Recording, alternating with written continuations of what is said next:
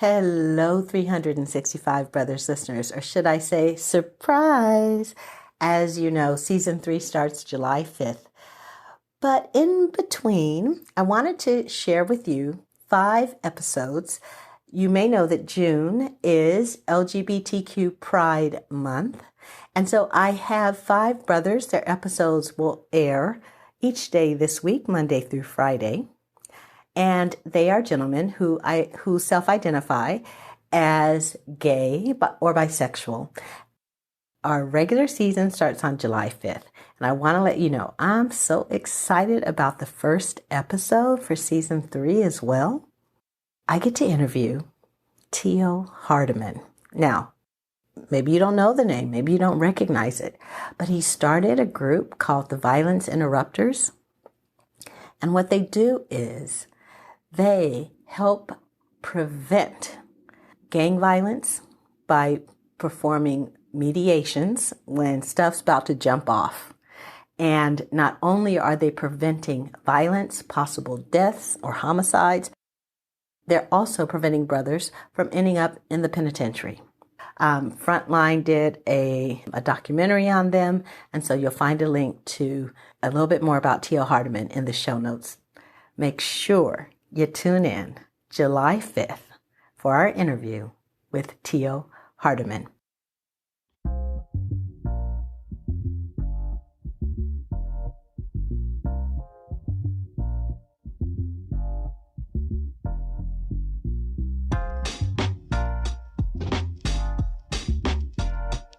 Welcome to 365 Brothers, the podcast. I'm your host, Robin Shine. I am delighted to bring to you brothers from across the United States and from various professions talking about their life experiences, their wisdom, and a conversation that also touches on racial profiling in the United States, how pervasive it is, what the impact is.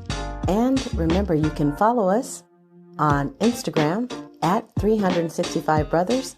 Also, follow us on Facebook at 365 Brothers, the podcast.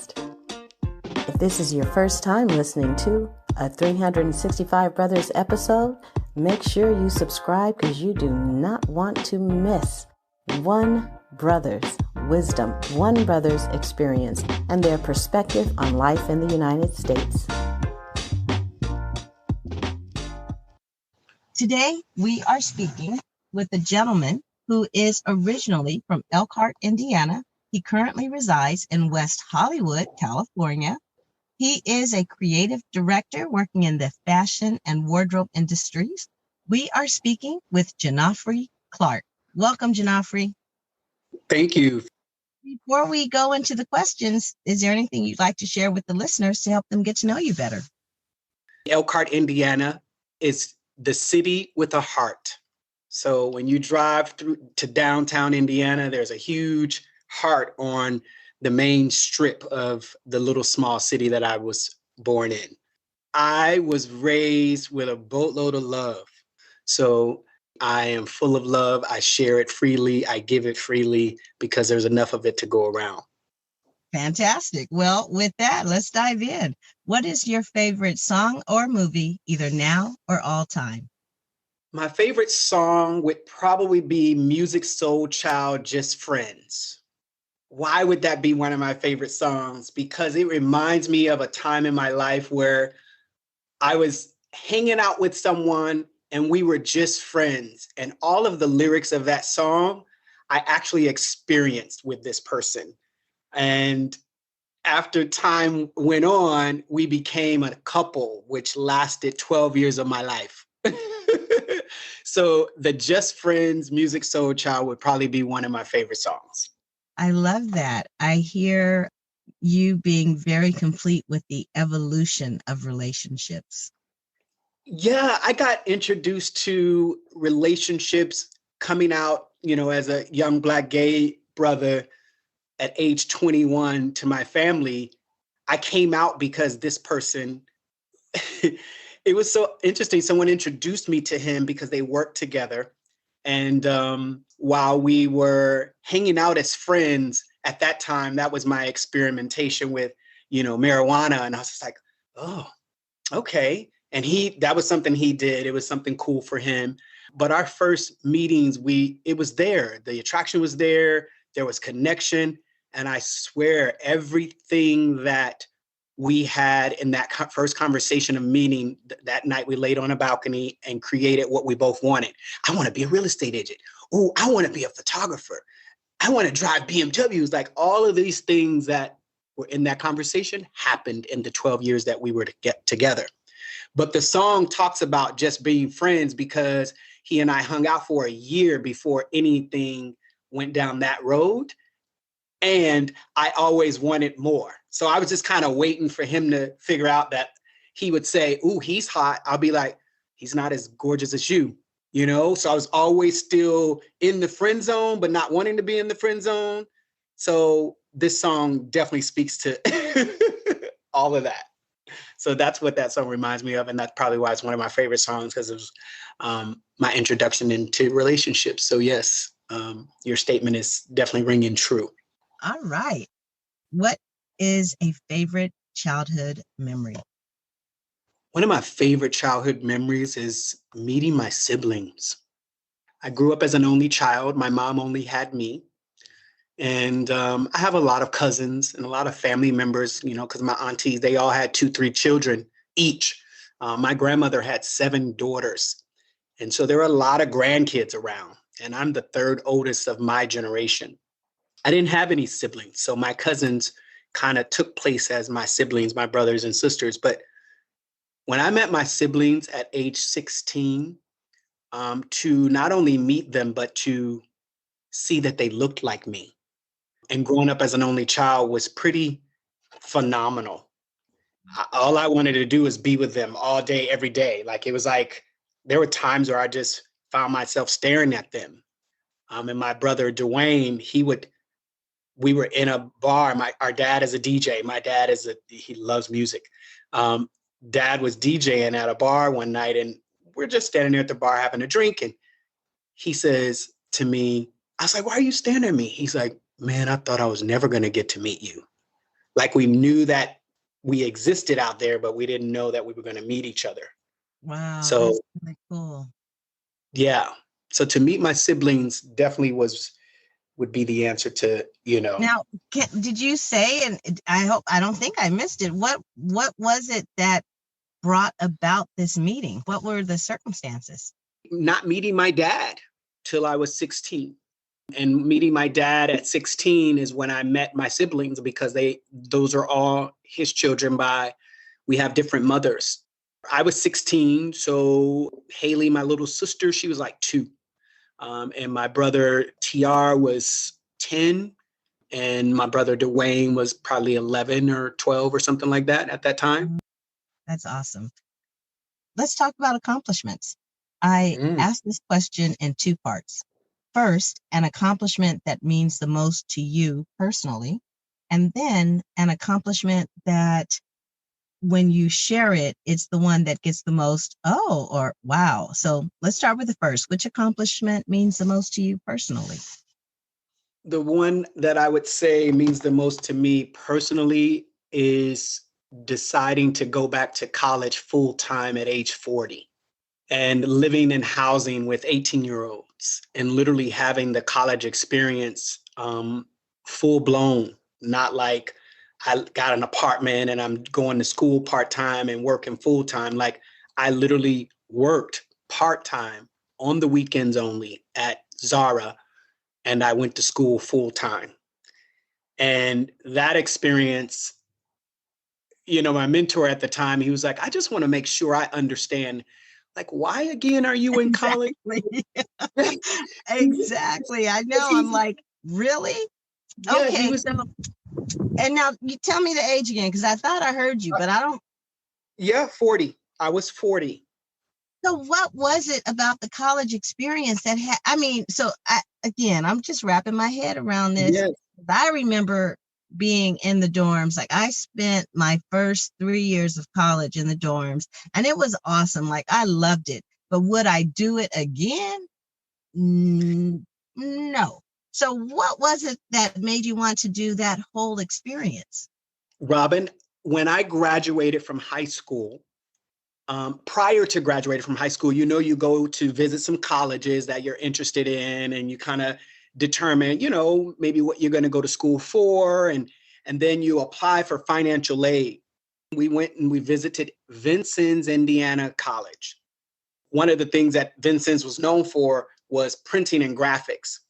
So I had chosen that I was going to go to Vincennes, Indiana, but I lived with my grandparents growing up. And at the time, in those day and ages, you didn't necessarily tell the truth on your financial aid statements because you just wanted to get the aid. So you couldn't, if your parents made too much money, they needed to fluff it or do whatever they needed to do to make sure they could get some assistance to get you in school.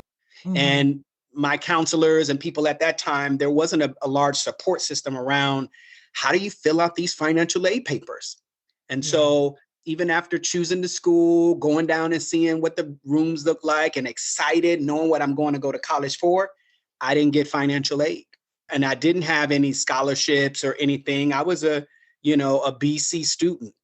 I wasn't 3.9 GPA, blah, blah, blah. So I even thought about going in the military.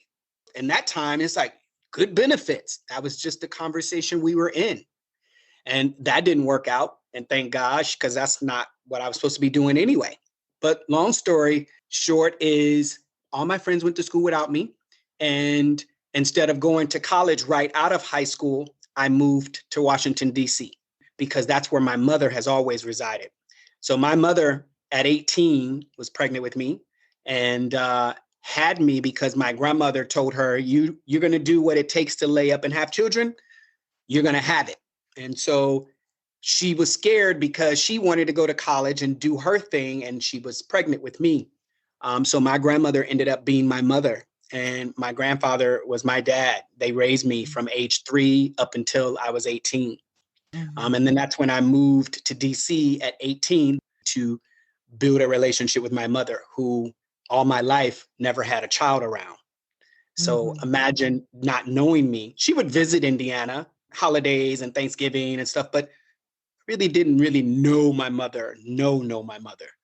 And I just wanted that relationship because I got teased as a kid all my life. You don't know who your dad is.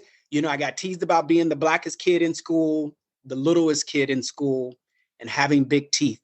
That's why your mama gave you away. Like, these are all the things that I went through high school being teased about. So I just wanted to build a relationship with my mom.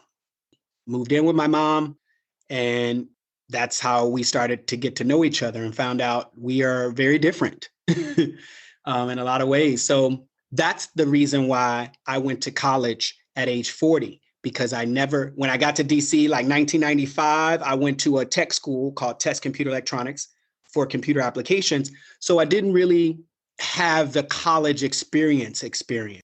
Let me ask you this. So the experience of being on campus and with these 18-year-olds, was it worth it? Was it as good as you thought it would be? Yes and no. Yes, because I got to go to college and have that experience. No, because I didn't want to live with 18-year-olds. That's the part that's why I was like, look, I remember myself and I would not want to have a conversation with my 20-year-old self. I would not. Yeah. Because she would be like, and I don't know, like, do I want, because it's like crazy. Okay. Yeah. No. Yeah, absolutely. And my apology sent out to the universe for all the people who had to hear all that craziness. But I guess I need to apologize because we all did it. We all had our own version in our 20s if we were fortunate enough to get there. So anyway, what about the accomplishment that gets the wow when people hear about it? Which one is that one for you? The one that gets the wow is that I was a real estate agent for 10 years of my life full time. That does. And I was one of the only African-American agents in the Washington, D.C. area that worked for Sotheby's. Because it wasn't. I wish you could see my little face making that little, oh, really? Sotheby's, huh? Yeah. So I worked for Sotheby's, and, it wasn't a large population of African-Americans or people of color in the Sotheby's offices. I mean, even still to this day, it takes a certain type of individual to know that I could sell you a $200,000 just as much as I could sell you a $200 million house. You know what I mean? It doesn't matter. It's people. So I had an amazing, my mom thought I was crazy to move to Los Angeles. She's like, why? So yeah, I would say that when people find out I was a real estate agent for so long, and that was a large portion of my life career-wise, and I was doing anywhere from, about 6 to 12 deals a month, depending upon the time of year.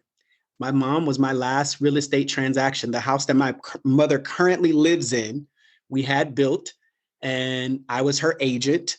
And Ryan Holmes built the home out in Accokeek, Maryland area. So, yeah. That's really real estate. cool. Yeah. What a shift to go from real estate to, working full time in the creative industry in fashion. I mean, there's just not a lot of, overlap?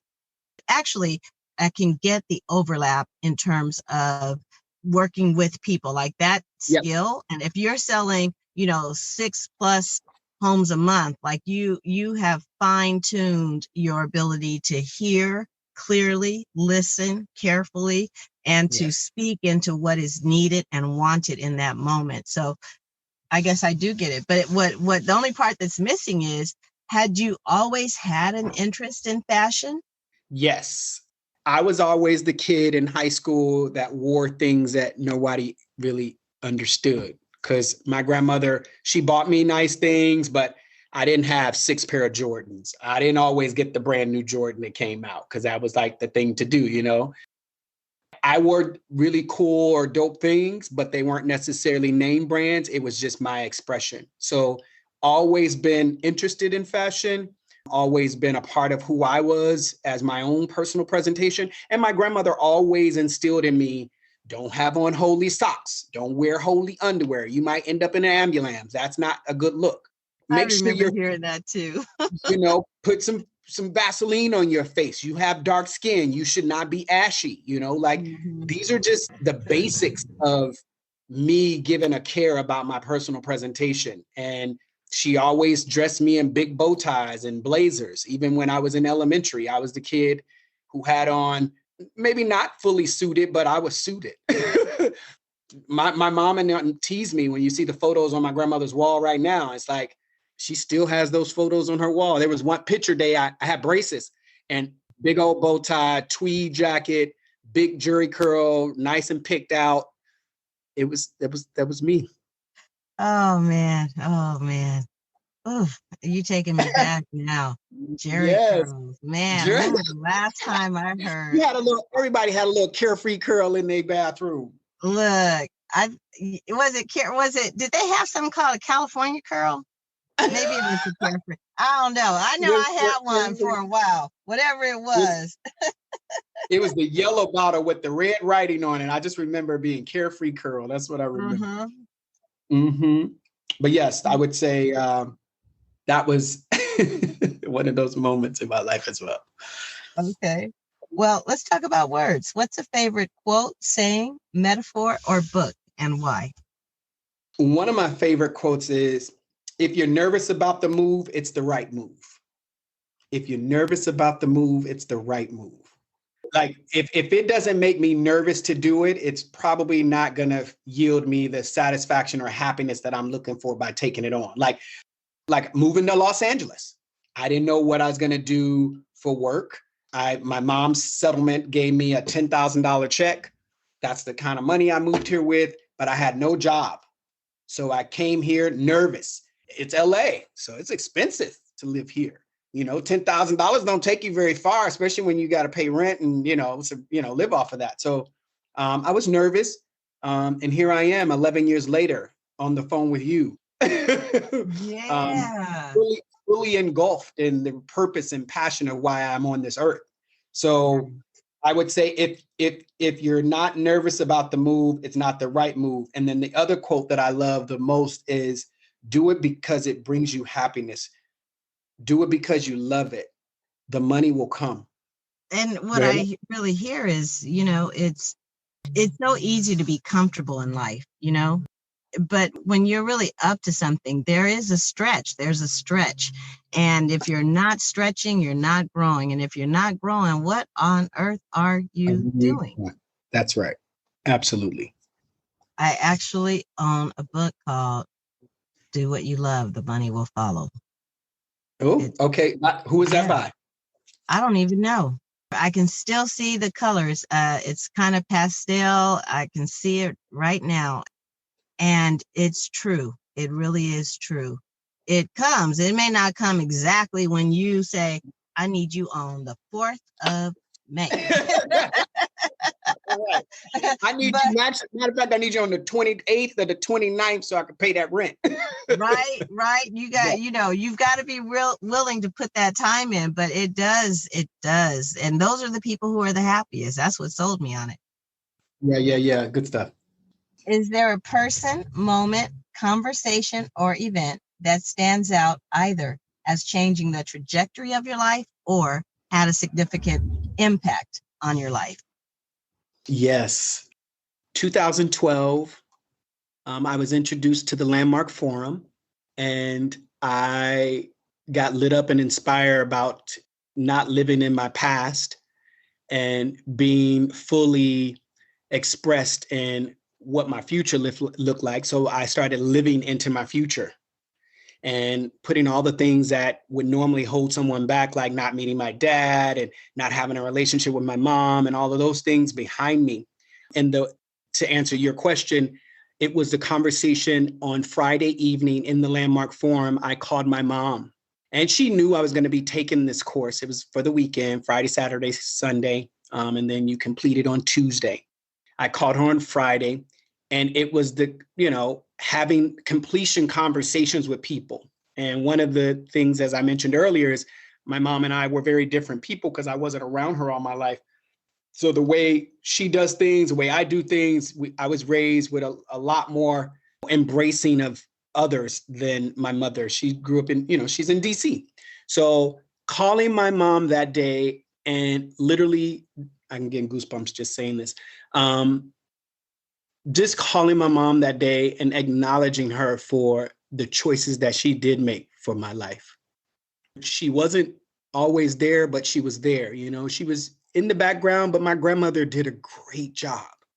She did an amazing job with me. And I'm grateful for her and my grandfather who, bestowed all of the things that I believe and how I think and how I move and how I love on others. My grandparents were amazing parents to me.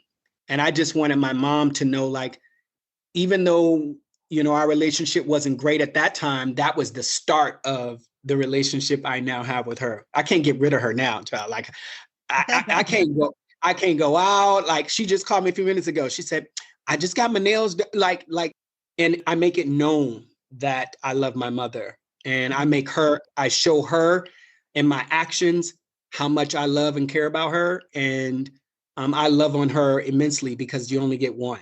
And I wanted her to get, like, so what? We weren't together from 3 till I was 18, but we get to be together now. I get to love you fully now. You get to love me fully now. So this call is just acknowledging you for being a dope boss mother, because my mother is a boss. She is the most successful of all 7 of her sisters, or her 6 of her sisters, because there's 7 of them total. But out of all 7 of them, my mother is the one who went off and did it. She went to college. She became a paralegal. She worked in a law firm for 20 plus 30 years up until 2016, 2017. And now she's retired at home in her big house that she bought that I sold her. So our relationship shifted that day, because while I was telling her at that moment how much I appreciate the choices she made, it was really quiet on the phone. And after I said what I said, I said, Mom, you there? She said, yeah, I'm here. I said, you all right? She said, you just don't know how long I've waited to hear that. Wow. Those choices that were challenging for me as a young child at that time were the choices that I needed to make so that you would have a great life, and so would I.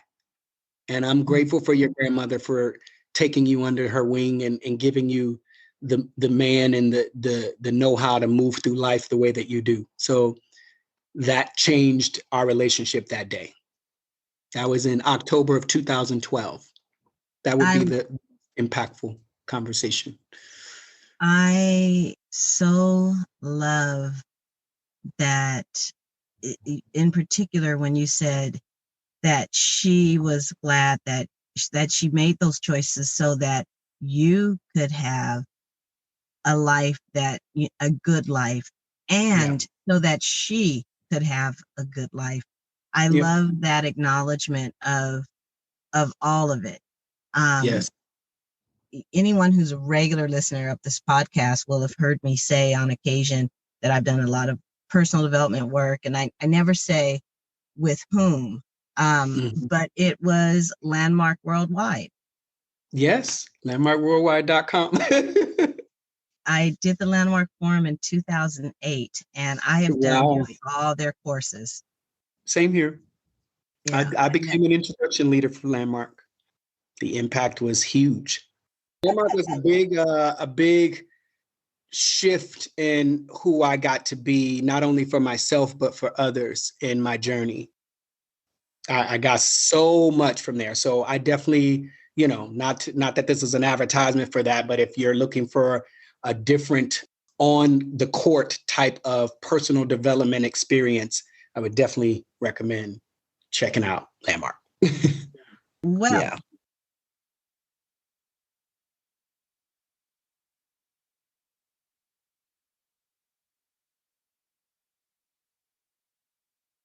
what is a moment or event that highlights your experience as a Black man in the United States? And one that sticks out right now, given where I am in life, I would say that I was the West Coast stylist for All Saints, which is a pretty popular clothing brand. It was relatively new to the U.S. They started opening their stores in Bloomingdale's back in 2010, 2011. And I started working with them as a manager, or I started as a supervisor, got promoted 1 month later as a manager, and then moved into the store manager position after a year. So multiple promotions very quickly.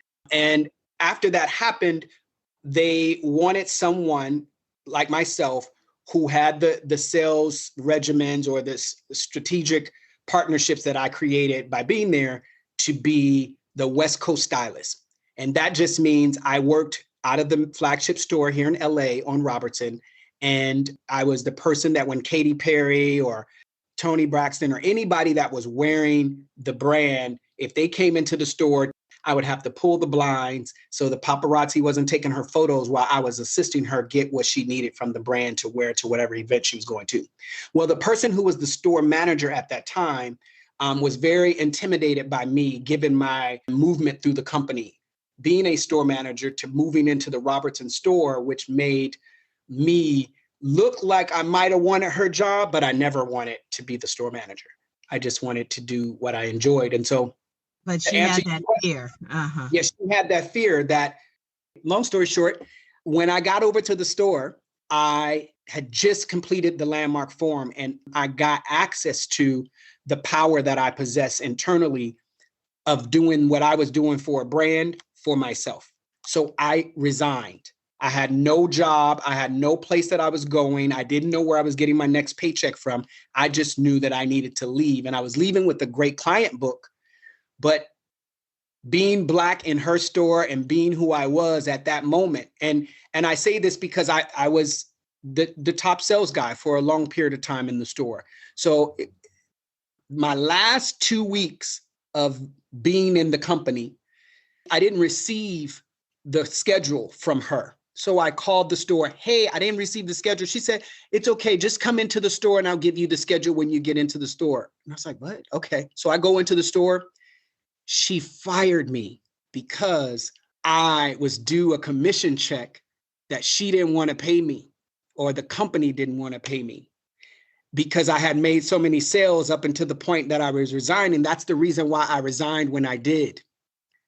And I'm gonna keep it real gully right now, real butter. They, other cultures, they want our butts, they want our lips, they want our skin tone, they want our endowments, they want how we dress, they want our music, but they can't own what it's like to be us. Mm. Mm. Because that comes with something too. You know what I mean? And this particular moment was one of those scenarios where no matter how great I was being and no matter how much I deserved it, in her eyes, I don't. Wow. Remember, I said I didn't know where my next check was coming from. Because I got fired, I was able to get unemployment for the next year. But that was one of those moments as a man of color, moving about here and doing what I do, enjoying what I do, where someone just wants to throw you off that.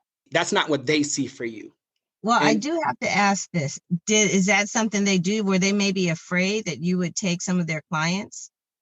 No, because my clients were personal. Like, we all have our own client books. Even when I left the company, I leave the company with my own client book. You can't take my client. Okay, got you. Okay, because you're a sales I don't know associate. the industry, so I don't know. But, Yeah. So if I were to take my client book and go work on Rodeo Drive, and you're my client, hey, Robin, I'm on Rodeo here at Prada now. Come see me. Right. You take your clients with you. That's why I left when I did, because I had those clients with me. It's the race card. And I say that because there were so many other things that happened that led to me knowing that it was about who I was, as an African-American, that led to a lot of what was happening. That was one of those times where I'm just like, I can't believe that they could, by firing you, not pay you commissions earned up to that point. I could have probably consulted an attorney. When I talked to somebody, they was like, you sure they could do that? And it's like, I don't need to fight her. I'm just going to give me another job, right? But there is some validation to what you're saying. I just never pursued it. I just kept pursuing what God had for me, and that was to go do my thing. I was blessed and thankful that it went the way that it went so that I could get the unemployment, so that I could launch my brand at that time, because I ended up launching a brand later on. So it all is divine. It's supposed to go exactly the way it's going. And I will say there are times when there's something that can be pursued, whether it's a lawsuit or a complaint or whatever. I kid you not, like, there was service I received a few days ago that I was like, and I didn't appreciate it enough. And I was literally I was formulating in the morning my little letter for this person to have better behavior next time. And then God was like, or you could just let me handle it. And I was like, oh yeah, I could do that. And he was like, won't you let it go? I was like, okay. Right. No, I hear you. Have you had any interactions with law enforcement? If so, what or when? The first one that comes to mind was when I was going to the prom at high school. We were in the store shopping for my date, my girlfriend at the time. We were shopping for her dress. And so we were in a woman's store. At that time, my grandparents gave me the cash to help her get her dress. And I worked. I always worked. I had businesses as a kid, freeze cups. I sold candy bars. I did everything, newspaper route. I was always the entrepreneur as a kid. In this store, had a lot of money in my pocket, but I was being accused of stealing product out of the store. What was in my pocket is what they thought that I put in my pocket, which happened to be the cash that I was using to buy the dress. And I remember so much of that happening as a kid. That's why I left Indiana so quickly. Literally, I walked across the stage. I got my diploma. The same exact month, my cousin drove me from Indiana to Washington, D.C., because that's how fast I moved out of Indiana. I did not want to subject myself to any more moments in my life. I couldn't. That was the furthest away moment. But the most recent moment is I got pulled over in my car recently. I just bought my car. I got it December 1st. So it was like the third week of December, right after the holidays. We went to Malibu to sit in the car and watch movies, because the car has a theater in it. So I'm sitting there, we're watching movies, and we leave and we're driving down the coast. And literally, I come up on the police officer. He's next to me in the lanes. So I'm on the right, he's on the left. He's sitting next to me. I don't look my age. I look like I could be 22, 25, just depends on the day. I'm a Black man driving a nice car, and it's 2 a.m. He pulls me over and says, do you know why I pulled you over? It's like, no, why? He's like, well, your tags are extremely expired on your car. I was like, sir, I just bought this car. I said, those are the tags that come with the car until the DMV sends the stickers. That's how it works. But if you want to do your job, the windshield has the registration on it with my name on it. He's so pressed to see if I got a warrant or anything that he never checked to see if I owned the car. So what happened? So he said, well, I just need your driver's license. I was like, okay, here's my driver's license.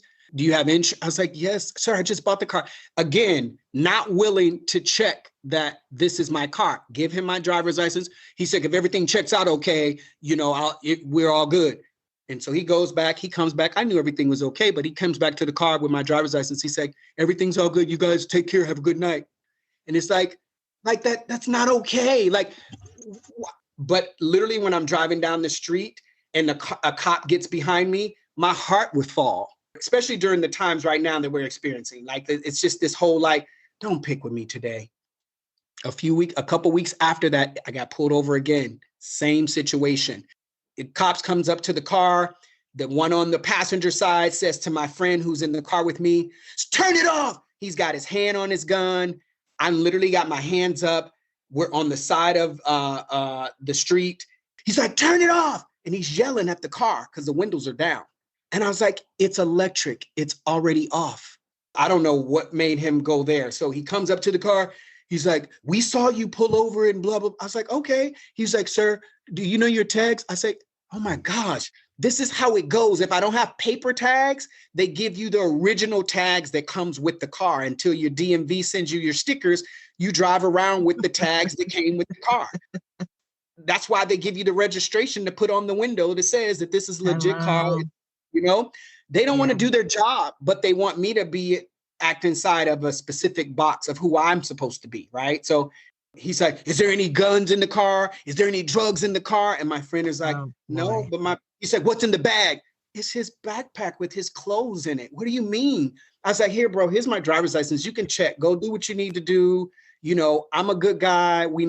He said, well, and then he came back to the car. He's like, as long as everything checks out okay, is there any drugs in the car we should know about? And literally, he kept asking those kind of questions. I was like, sir, listen. I said, I know I might look like I'm 25 or 22 driving a decent, a nice car. I said, but he comes back to the car and he pounds me. Said, my apologies, brother. He said, your tags are expired. Look where you are and look what kind of car you're driving. To us, it looks like it could be stolen. I was like, what? Wow. Just admitting that your color, being a Black man in a nice car, this is a problem. This is not how this is supposed to work. I have the car because I was blessed to be able to purchase the car. I worked hard to have it. So the fact that I can't drive it around comfortably without being harassed because I look a certain way, or I got on my baseball cap that I actually designed. It's my clothing brand. And I look like I'm, to them, young or thug. And the funny part is, Robin, both of those times that I got pulled over, one was in South Central and one was in Malibu. The only thing that was concurrent or was fluid through both those scenarios is me being Black driving the car, because they're in two different neighborhoods, but I'm still getting pulled over because to both cops, I'm not supposed to be driving this car. It didn't matter. South Central and being in Malibu, they both, the South Central guy was a little more honest. He's like, well, look where you are. I was like, what does that got to do with it? It's a street. Like, what does it have to do with anything? This street has to get me to somewhere, right? Like, it doesn't, you don't even know where I'm going. This is not where, this isn't, I just have to say, you can't be in a nice car in a Black neighborhood, because then you probably stole it. You can't be in a nice car in a nice predominantly white neighborhood, because then you probably stole the car. Yes. So, you gotta be like, so what? We gotta drive suburb to suburb to suburb. It points to how ridiculous this profiling is. Does that mean that then we should make sure we don't show our success because it puts us in jeopardy of a stop? Like, I love the story you shared. Thank you so much. Yeah, thank you. Absolutely. So there it is. That comes with the territory, no matter how great, how much of a journey we had to go through to to live out our dreams, we still are going to be subjected to that, because in most cops' eyes, we don't deserve it. Yeah, it's not our life. That's not our life. Not our life. That's not what they see for us. And, you know, I must say this, if I don't say it anywhere else in this interview, is it's our turn. To me, right now, where we are in the world, in the politics, and all of everything that's going on, and everything that's surfaced, that's been true in our culture all this time, everything that's shown itself about the police, about the politicians, about everything, it's our turn. So we could do one or two things. We can continue, some of us, and sit around and complain about what we don't have and how they keep us from having nice things and blah, blah, blah. Or we can take this opportunity to own what was always there for us, what was always ours, but we were afraid to have it. I'm not going to be afraid to drive around in my car and have an amazing time. I love driving, always have. If there's anything that anyone knows about me, I'm someone who, I don't care what, I don't have to have new clothes, even though I love fashion. I just want a nice car to drive around. And sometimes I just drive to the beach and park my car and get out and walk the beach, because that's what I enjoy doing. So if the United States was a woman with whom you could speak, whether mother, lover, stranger, neighbor, friend, whatever, what would you say to her? This question threw me off my loop. So I was like, girl, I was talking to her directly, and I said, girl, are you really the land of the free and home of the brave? Because if you really brave, you would create some place for the homeless to go. Why do you feel it necessary to treat people of color so unfair? They built the land. If it wasn't for them, girl, you wouldn't be here. That's what I said. I hope that answers your question, because I was like, that's when I kept asking that question, I was like, I was just speaking to like how unfair it is that you girl, you treating people bad. Yeah. Trust me, that comes up a lot. Some version of that comes up a lot. Oh, really? Okay, got it. Yeah, that's what I would say to her. What is love to you?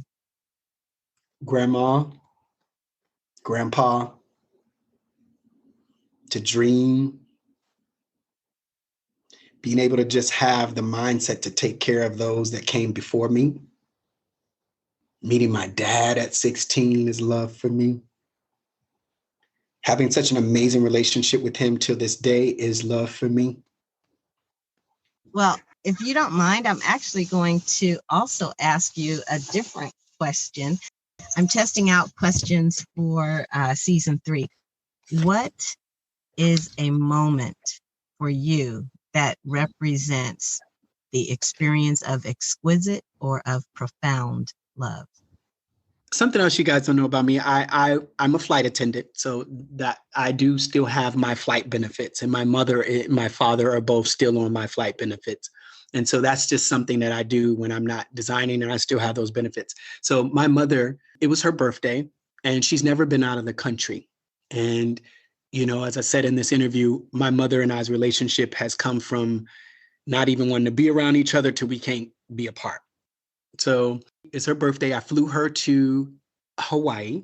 And when we got to Hawaii, not only did I take her, I took a designer friend of mine and a photographer. So I literally surprised her with a photo shoot of her in Hawaii. To someone who is flying first class for the first time ever in her life on this trip, the level of love that was a part of that trip was shared. And I think that was probably one of the most shared or talked about posts that I ever had on my social media platform. I dressed her. I set up a makeup artist to do her makeup. Wow. I took all the clothing in my luggage with me. She knew nothing about this. So everything was already set up when we got over there, but she knew nothing about it. And then we had an Uber driver drive us around to the different locations. But can I tell you, if my mother didn't know what love was at that moment, she really got like, wow, right? And even when I shared it, it elevated how people saw our relationship, because I posted this. So that opportunity or that moment in my life was something that I've always wanted to do with my mother. And that's just to take her out of her fear, her elements of, going places. She hasn't been out the country yet. Like Hawaii is not out the country, but we working on it. So that was her going out the country because it was something she's never done. So that would definitely, that one, wow. That's great. Thank you. Yeah. I think I love what I get on that. So I think I'm going to tweak that question. Okay. So what is something you've learned through your profession, training, experiences, or adventures that you believe more Black men should know, but don't, knowing that whatever you say benefits all of us? That one I would answer by saying, staying positive in the midst of the journey can take you even further.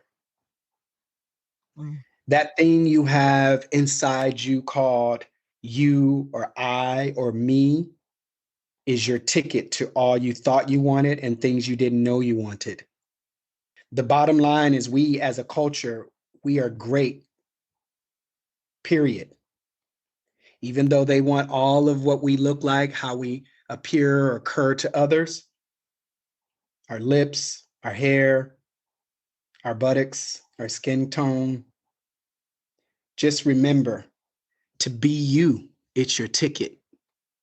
I love that. I love that. Well, this has been awesome. So, Janoffrey, now that you have participated in this conversation, what did you get for yourself personally out of participating in this conversation? Wow.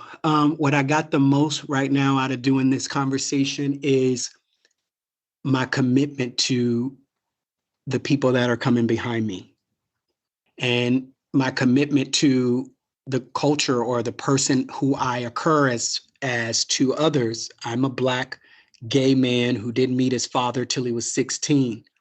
To some, my life was supposed to turn out a different way, especially because my mother wasn't there either. And so I'm left with, Janoffrey, keep doing what you're doing. You're making the difference. Whether you see it happening or not, it's happening. Nice. Well, because we say things, we put a post, and we never, I put a post one time and I had someone actually acknowledge me in person. He's like, you haven't been posting. I was like, I know. You're the only person I look for your posts, and you don't know that person out there is out there until you're faced with the difference that you're making for someone. And for him to be so vulnerable and straight to the point by telling me, I pay attention to you. That right there was enough for me to start posting, and making sure, like, not only him, but all the others that haven't come forward and said, I do something or I make a difference for them, or they like what I'm doing or whatever. Sometimes a little bit of acknowledgement of just saying, hey, why are you not posting? Is all that's needed. So definitely just what I got the most right now is this: don't stop, Janoffrey, keep doing you. Hey, Yep. That's beautiful. I'm always left with a particular impression of each brother. And Janoffrey, you are steadfast in your commitment to full self-expression for everybody. Like, I can just hear it. It's at first when this interview started, I was like, wow, real estate and then fashion. But after having this conversation with you, it's so clear and obvious that what you're committed to is people finding their joy and having it be fully self-expressed. It's present in how you were helping people find their dream home. It's present in how you would assist both stars and your average person who is looking for a look, so that I already know you never said it in directly, but that your commitment was that they feel fully self-expressed and their own particular wow. And you brought it home by talking about what you did for your mom. And so I just thank you for being someone who is a stand for people to not only experience their own full self-expression, but their beauty, their value, and their their particular je ne sais quoi. Yes, absolutely. And I'm going to leave you with my why. Tell me. My why is to create opportunities for people to be liberated and connected to the creativity of self-love. Dang. Okay. That's my why. Remember, you can follow us on Instagram at 365 Brothers. Also, follow us on Facebook at 365 Brothers, the podcast. Lastly, I just want to let you know, producing a podcast, it takes something, and I'm really grateful to have partnered with alitu.com. They make publishing easy. There's a link in the show notes for anyone who either has a podcast or is thinking about a podcast. You don't need to learn all that sound balancing and compression. Save all that. Use your time for what matters, interviewing and sharing the stories that your podcast brings. Thank you for listening to 365 Brothers. Certainly hope you enjoyed the episode. I encourage you to subscribe. Please leave a review. I want to know what you think. Also, if you know someone who would be a fantastic guest for 365 Brothers, please direct them to our website, 365brothers.com. You'll also find all the episodes there, 365brothers.com. And your support is welcome. And remember, to listen is to love.